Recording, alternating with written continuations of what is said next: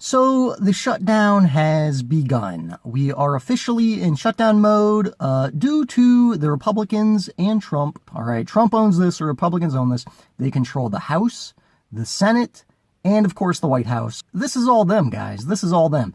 They're trying to spin this like it's the Democrats' fault, okay? Terrible, terrible, terrible strategy, because no one in their right mind is going to buy that the Democrats are responsible for the shutdown when Republicans control Congress and the White House. It's not going to work. So if you don't know, what caused the shutdown is basically due to two things. DACA, which is the Dreamers, those that were brought here illegally by their parents when they were children. Overwhelming approval by Americans for the Dreamers / DACA recipients to be able to stay in the country in one way or another, to be able to stay in the country, whether that means full citizenship or just some type of other legal status. They want them to stay. Multiple polls have been done on this, and most polls find about 75% of Americans support them staying in one form or another, which is understandable because, again, they were kids when they were brought here. No 2-year-old is willingly walking across the border thinking, I'm going to make a better life for myself by walking across the border. I'm 2, da-da-da-da-da. Bob the Builder's up here, I hear. They're 2, all right? They don't make decisions on their own. They were brought here as kids. This is the only country they know. They grew up here. They speak English. A lot of them have no memory of Mexico or any of the other countries they came to from, South America or Central America. So basically what? The right-wingers want to send them back to a country they have no memory of and maybe not even speak the language. They might not have family members. They might not have any contacts. They have no job. They've got nothing. You want to send them back to a country where they have no roots whatsoever and wouldn't know the first thing about how to survive down there. You really think that's a good idea? Okay. See you in November. I think you're in for a rude awakening. The point is, they don't want to deport them. 3/4 of the American public. That's huge. That's overwhelming. Most policy issues, if you have 3/4 of people supporting something, it's pretty smart to do that. You don't win with 25% of the electorate. That's not how you win elections. You win with 75% of the electorate. You go with the majority. At least that's how you're supposed to do it. Republicans nowadays seem to think otherwise. They think apparently 25%, that hardcore anti-immigrant base, if you can appease them, then you're somehow going to win come November. Okay, all right, have at it. Go do that. Let's see how that turns out. I'll go with the 75%. You go with the 25%. Let's see how that works out come November. Keep going down that road. So basically, it was the DACA recipients and CHIP, which if you don't know what CHIP is, it's basically poor children's health insurance. Again, overwhelming approval. If you poll the average person, they're not going to say take health care away from poor kids.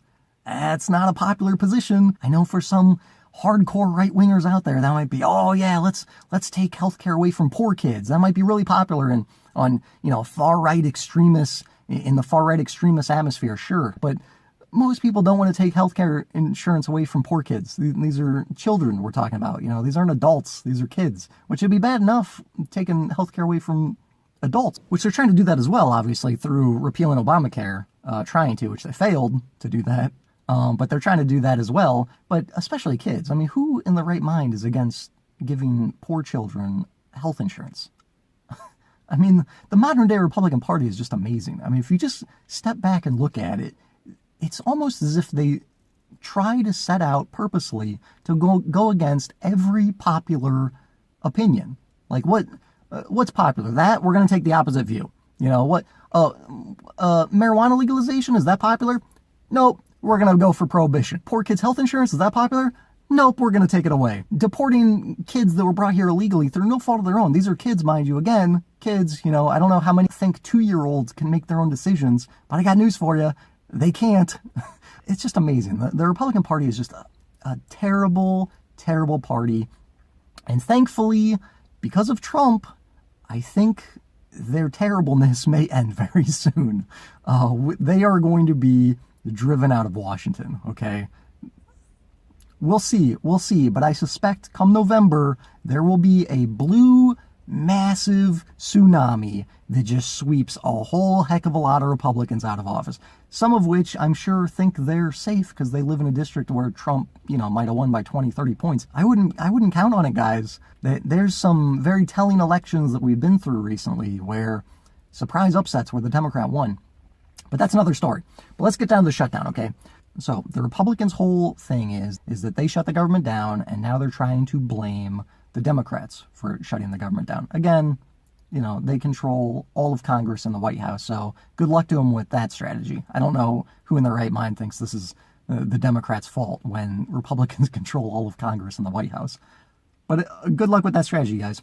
But listen to this, all right? This is telling. An ABC News Washington Post poll done before the shutdown finds that 48% of respondents would blame Republicans instead of Democrats for a possible shutdown. This was taken before the shutdown actually occurred. The shutdown occurred last night at midnight. So this was taken a day or two ago. All right. 48% would blame Trump and the GOP. Only 28% would blame Democrats. 48 versus 28.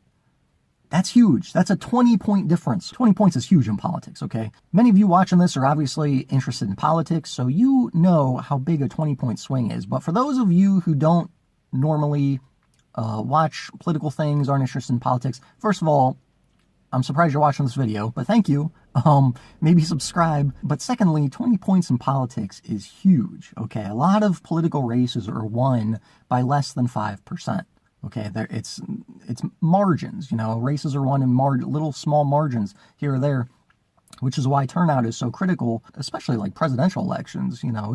It's not uncommon for a president to win by 2 points, So when you're talking about 20 points, that's huge. That is, I can't emphasize how major that is in politics. That's big. So whenever you have a 20-point difference where polls indicate one side is going to get blamed 20% more than the other, or by a 20-point margin, that's big. You do not want to be on the losing end of a 20-point margin. Here's another little fun fact. Hashtag Trump shutdown. #1 hashtag now, trending worldwide. Not just the U.S., but worldwide. People do not like Trump. That's no huge revelation here. But the fact is that this shutdown is going to be a disaster for Republicans. Mark my words, people are not happy. They're going to take their anger out of the polls come November. And all the Republicans out there, they're whistling past the graveyard. So the shutdown is still currently going on. Who knows when it'll end? I'm sure it's going to end. I don't know. Back in 2013 was the last time a shutdown occurred. Fun fact also, this is the first time ever in U.S. history where one party controls all of Senate and the White House and the government still shut down, okay? That's amazing. Trump has done a lot of firsts, the vast majority of which, maybe all, have been terrible. And this is another one. First time in U.S. history, a single party has controlled all of government and still managed to create a shutdown. Amazing, amazing. Republicans, yay! They're great at governing, right, guys? Right? Yeah, let's put them in charge again. I mean, good Lord, this party is it's a disaster. It's just an epic disaster anymore. I think historians will have a field day looking back at the modern day Republican Party in 2018, and just, there's so much to draw from and to write about how they led to their own destruction. So another fun thing about this shutdown, okay, today marks Trump's 1-year anniversary, okay? So 1 year, he couldn't last 1 year without shutting the government down, which should be no surprise because he stated during the campaign that, maybe we need a good shutdown. He said that. I forget the exact quote, but he said basically maybe the U.S. needs a good shutdown. So again, I don't know how you're going to spin this, Republicans, when your own party leader, and the president is the leader of their party, their own party leader was talking about how we need a shutdown, okay? And then also, back in 2013, last time it was shut down under Obama, again, because of the Republicans, that was not, they successfully placed the blame on Democrats because Obama was president during the time. And, whoever is the sitting president takes the brunt of the damage for a shutdown. But it was their fault back then as well. They also shut it down, led in large part by Ted Cruz, who is another terrible, terrible politician and human being. But that's another story. But back then, Trump actually went around saying that the leader of the country, the president, should be responsible, should take the blame for a shutdown happening on his watch. So what happened, Trump? What happened? Why aren't you out there taking the blame now? Why aren't you out there taking the blame for the shutdown that you so clearly wanted to blame Obama for? Oh, that's right, because now you're president, and now the blame would fall on your shoulders. And we can't have that. We can't have Donald Trump take any blame. No. That's somebody else's. That's somebody else's problem. That's Chuck Schumer's problem now, right? Amazing. Way to be consistent. Good job, Republicans. Keep on with that consistency.